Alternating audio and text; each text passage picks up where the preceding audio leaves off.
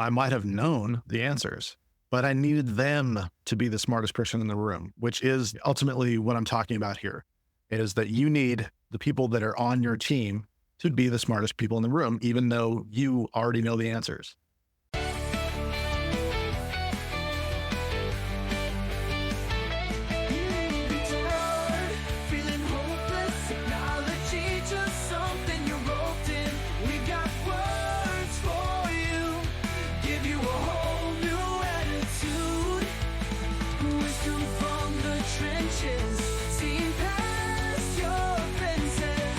How we thrive. This is how to thrive in IT.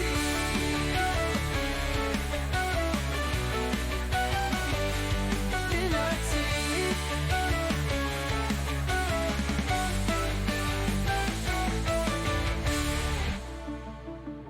IT. Welcome, everybody, to How to Thrive in IT. My name is DJ Eshelman, and I've been thriving in IT for a while now.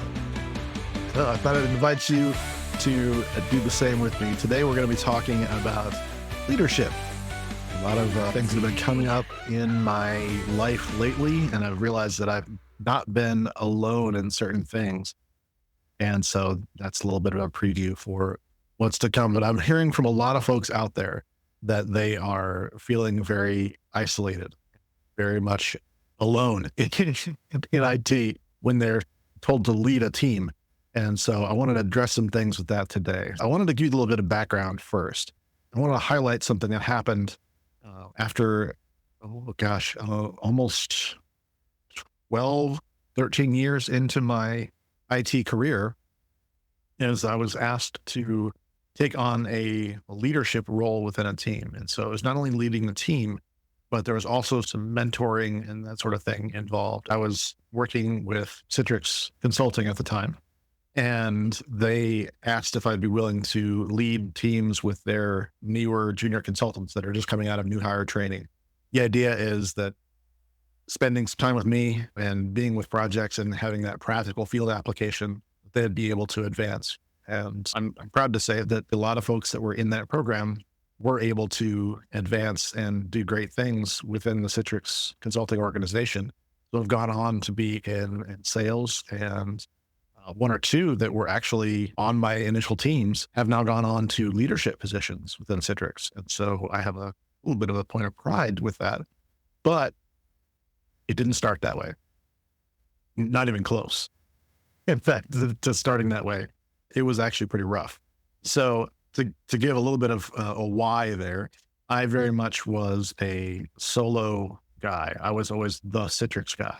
And when I mean I mean the. In other words, nobody else knew what I knew. And that became the hallmark of my career for a long time. Now, let's be honest here. It's not like I necessarily knew everything about it. My Google flu was strong far before most people's Google flu became strong. So honestly, it was one of those things where I was perceived as knowing how to do stuff and knowing things. And really what it really boiled down to was I just was becoming really good at figuring things out and putting them together in my head and seeking out knowledge that I didn't have in a quick and efficient way. That really was the hallmark of my career. But for some reason, that translated well into me being in the field as a consultant. And so in under a year of me doing that, I was asked to take on this role of what they called a resident. And so that was the big challenge there. And yeah, so that was a big part of the challenge. I got to say that probably wasn't the biggest part of the challenge, actually, of doing that. I very quickly found that there were expectations along with that. There was a incident I've talked about a couple of times where there was a customer that was very, very upset. It was because of something that a member of my team had done with good intentions. They really wanted to get a head start on some things that we were there to do. And they had just simply not asked if it was appropriate to do that. And so it had triggered some intrusion alarms and that sort of thing. And so there was a lot of client upset, screaming. Actually, this guy had some temper problems. And I basically did my very best to stay in front of my team with that, to shield them from it. But unfortunately, I think through whatever reason, it came across differently. And I found that I don't know what the right way to say this is, but I was essentially brought up to say, look, you need to be better about leading your teams and that sort of thing. And you need to be, focused on their growth, and you need to be worried about this kind of thing. And I was like, at the time, I was like, hey, I'm there to do a job. I'm there to make sure that the client is successful. And that's what it took. Right. So that was the challenge. I suddenly find myself potentially losing the promotion, I guess you could say, that I'd had, or this position, because I wasn't doing something that apparently was expected of me, but was never really explained that it was expected of me, that I was there to mentor these people to advance their careers and get them better. But that had never happened in my life. That had never happened in my career.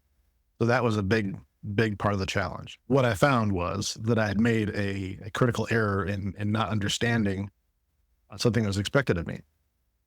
And this happens, right? We find that we don't always know all the expectations, or people will just make assumptions. Oh, you've been in this for, over a decade. You surely must know these things, right?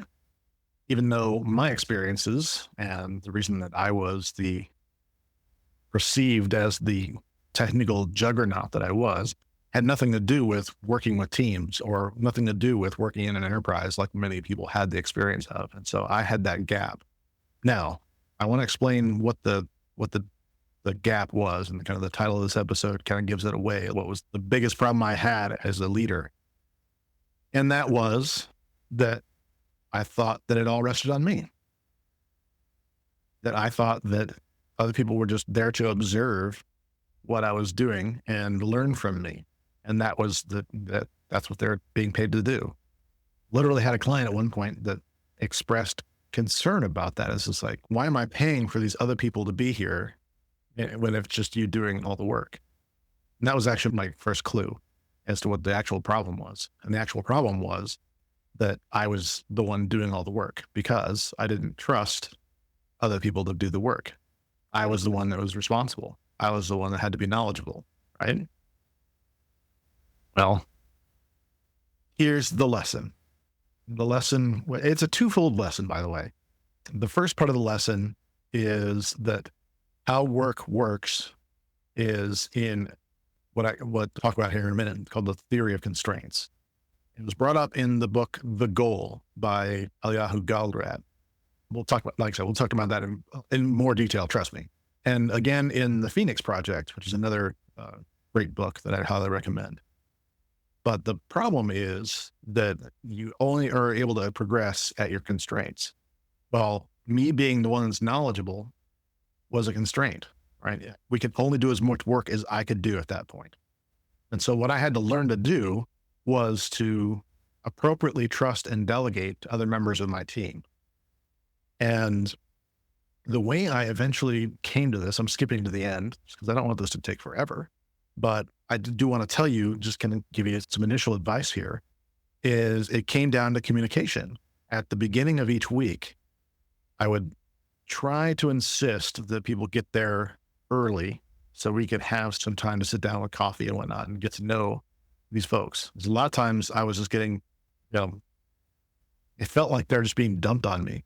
But I had a lot of people that came into my teams. So I very rarely had the same exact team of people.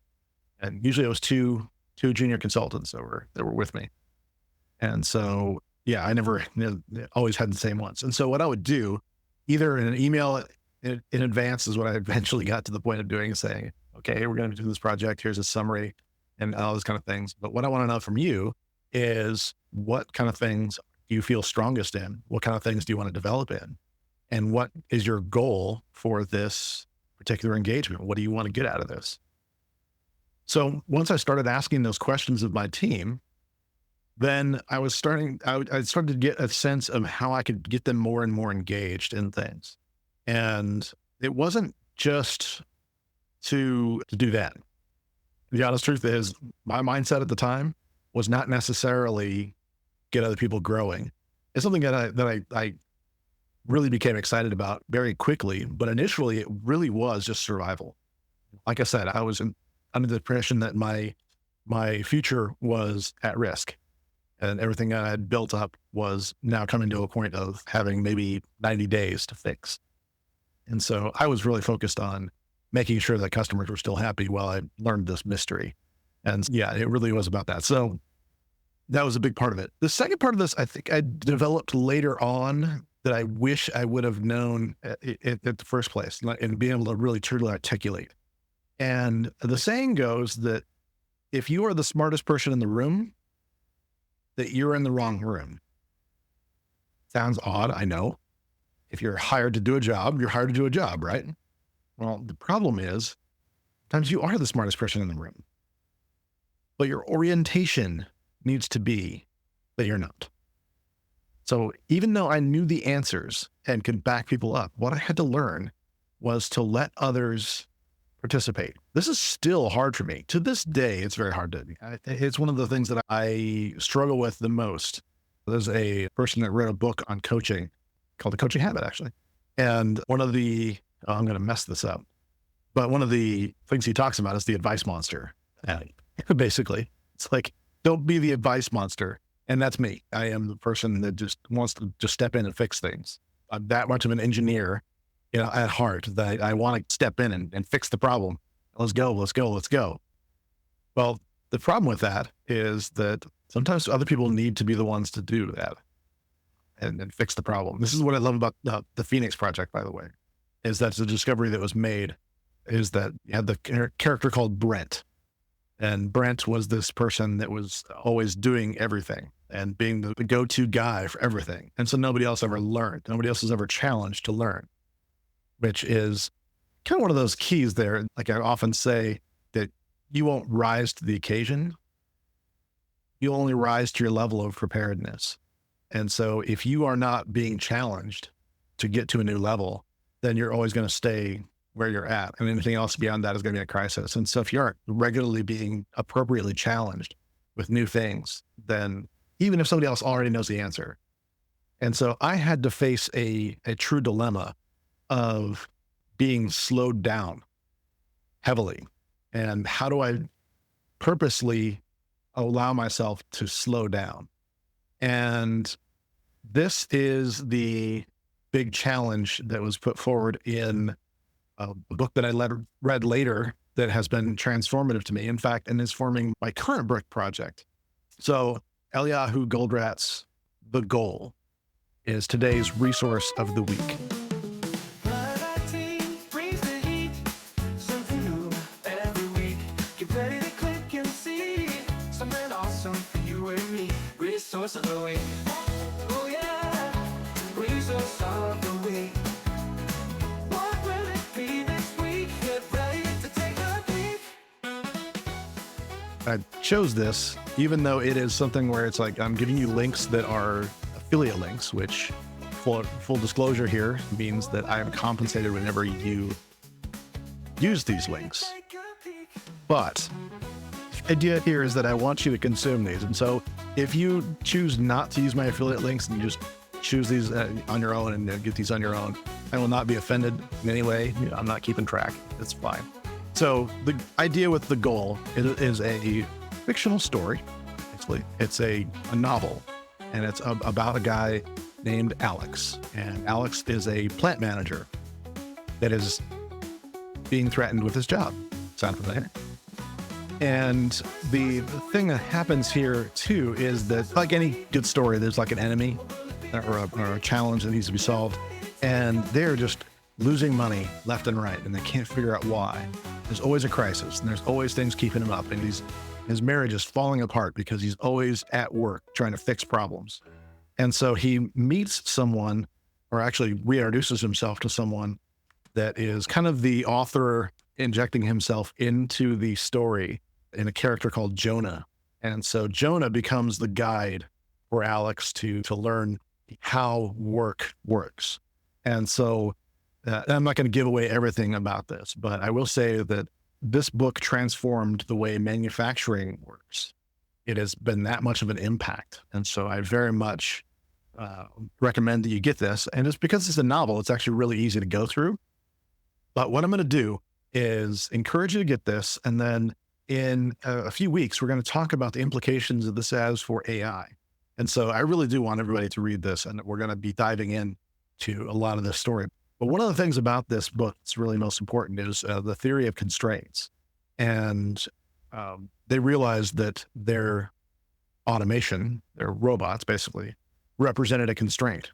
And so that means that there's only so much that can be done if that is their constraint. And so they had to form their processes around that basically, because just being able to produce more does not make you more productive. And that is what I was getting at with this whole lesson that I'm in for today. The idea here is that you have constraints, but you actually need to slow down your production to meet them. And so what I had to do was force myself to be willing to do less work. In other words, to know that I was going to fall behind on my projects because I was letting other people take on tasks. And I had to learn a lot about that in terms of not being a taskmaster, but letting people have responsibilities.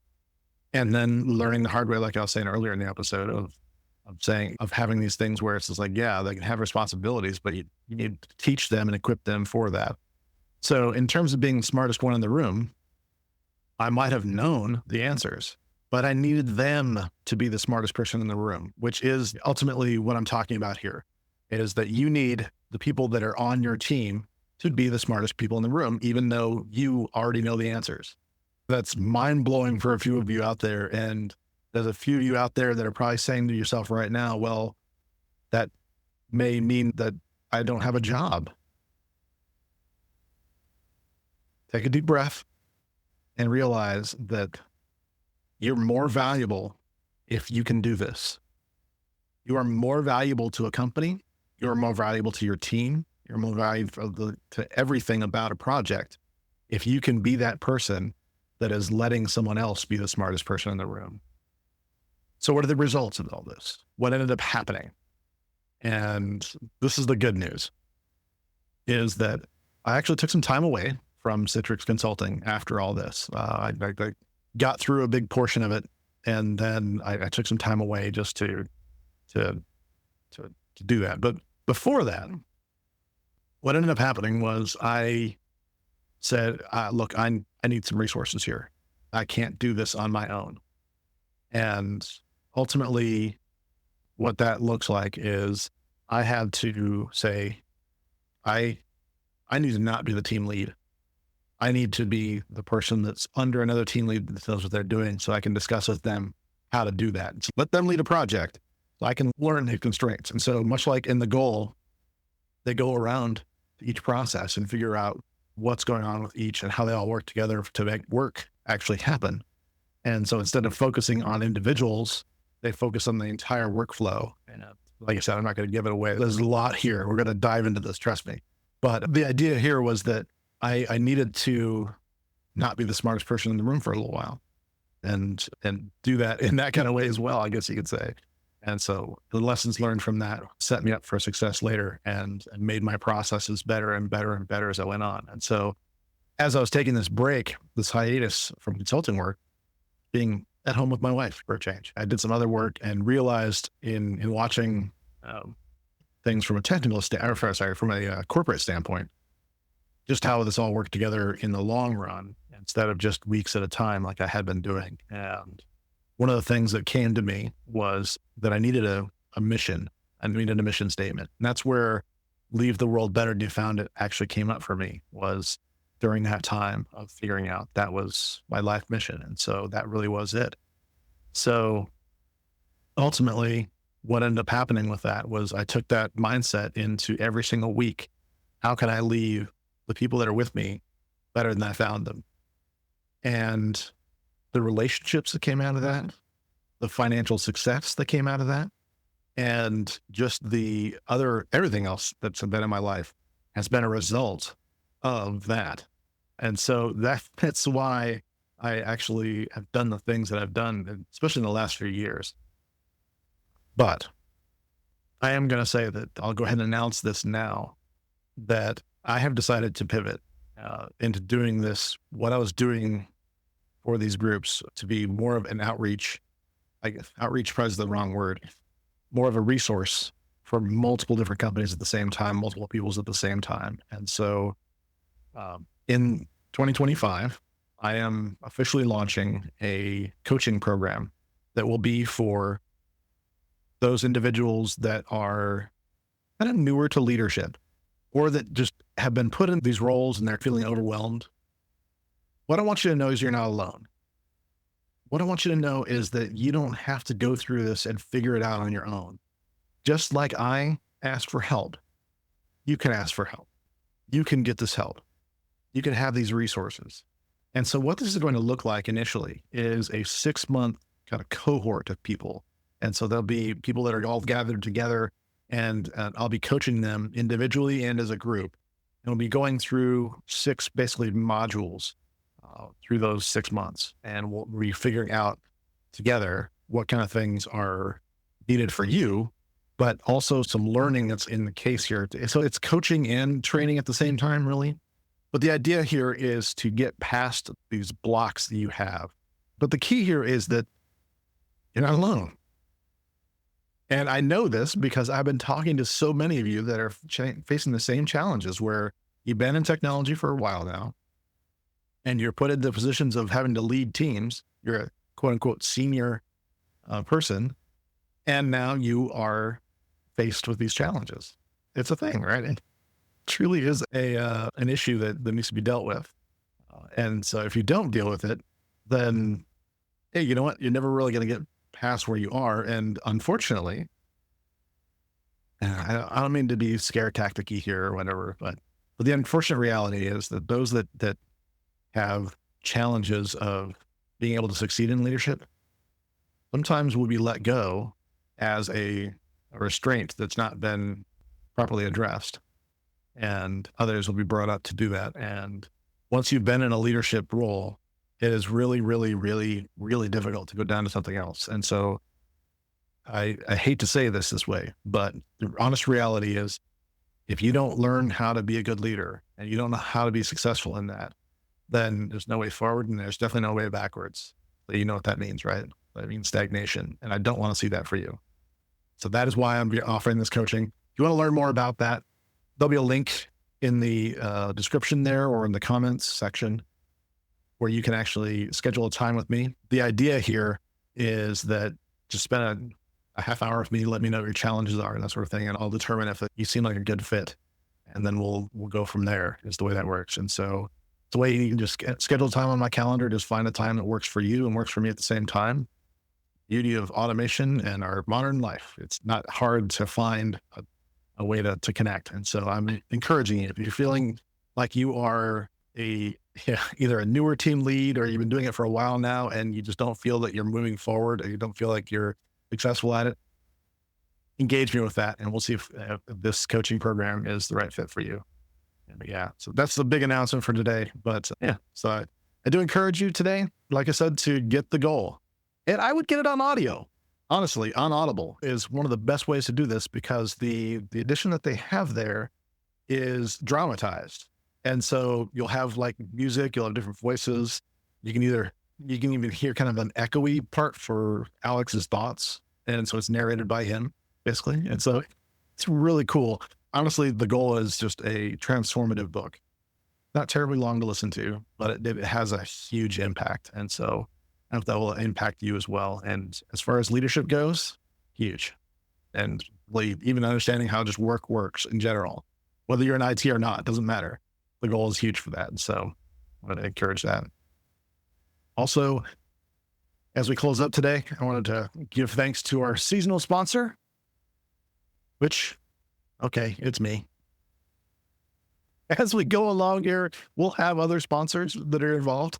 But for now, this is just me. Basically, the concept here is that you just give me some feedback as far as the things that are going on in your life, the gaps that you're seeing. So it's sort of like what I'm just finding with what I was finding back in the day with, I have this gap and I don't understand. I don't understand why all of a sudden people are now criticizing me and potentially putting me in a report and maybe I'll lose my job because of something I didn't realize was going on.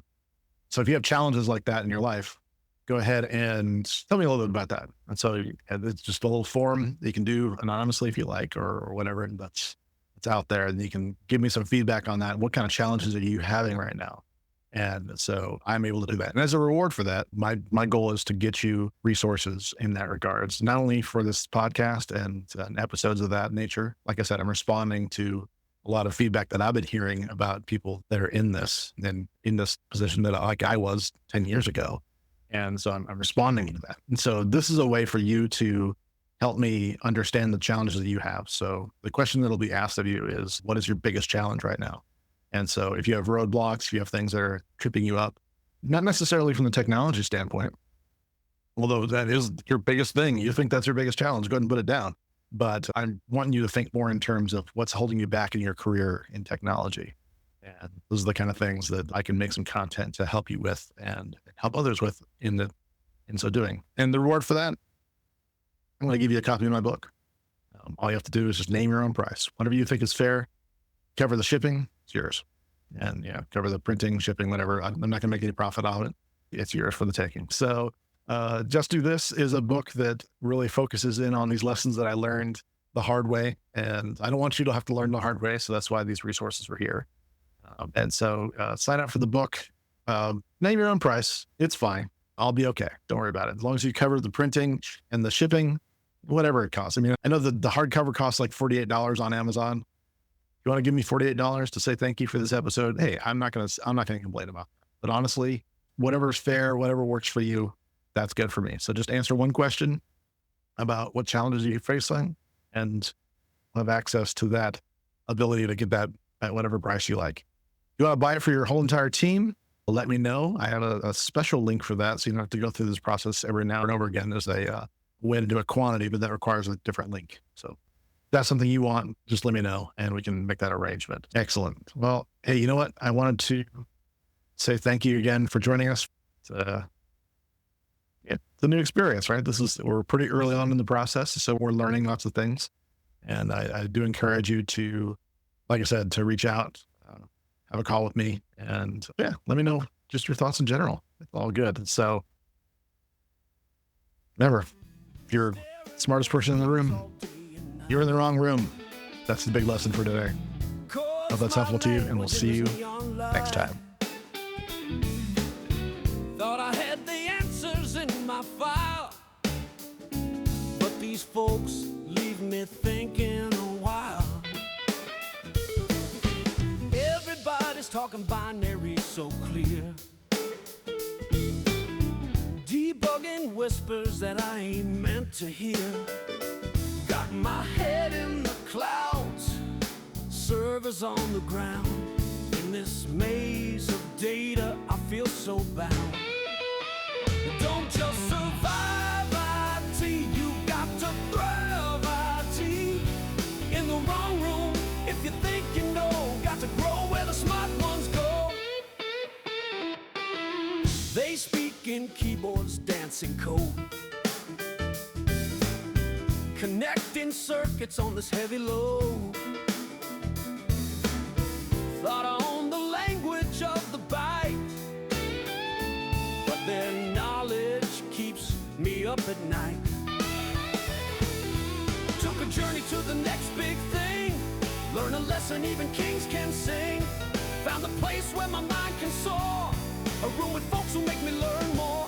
Don't just survive IT, you've got to thrive IT. In the wrong room, if you think you know, got to grow where the smart ones go.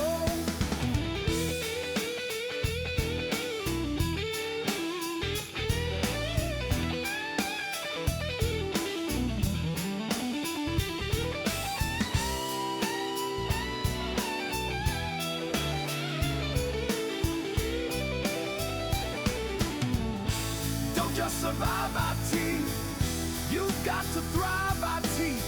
In the wrong room, if you think you know, got to grow where the smart ones go. They speak in keyboards, dancing code,